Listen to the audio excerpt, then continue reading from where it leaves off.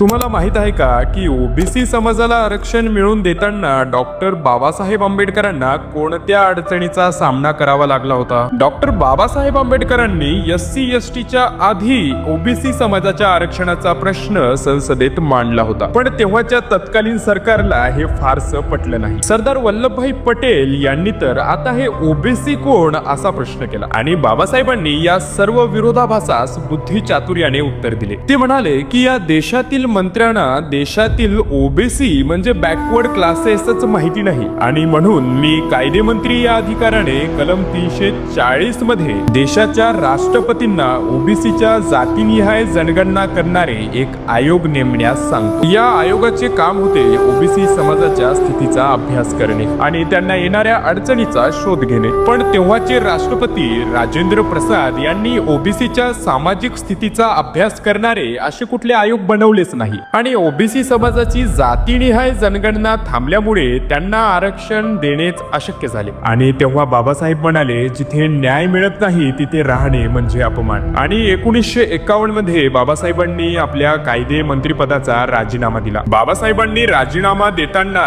जी 4 कारणं सांगितली त्यापैकी ओबीसी आरक्षण हा मुद्दा सर्वप्रथम मांडला. सत्ता गेली पण तत्व नाही. यानंतर त्यांनी प्रखरपणे सांगितलं की बॅकवर्ड क्लासेसला म्हणजेच ओबीसींना प्रतिनिधित्व मिळाल्याशिवाय भारत मजबूतच होणार नाही आणि सरकारला बाबासाहेबांच्या कलम 340 नुसार ओबीसीसाठी एक आयोग स्थापन करावंच लागलं. या आयोगाच्या जनगणनेनुसार ओबीसींना आरक्षणाची गरज सिद्ध झाली आणि देशभरातील ओबीसींना आरक्षण लागू झालं. आज देशभरातील ओबीसी मधल्या गरीब गरजू जनतेला आरक्षणाच्या स्वरूपात मदतीचा आधार मिळतो तो बाबासाहेबांमुळे. धन्यवाद.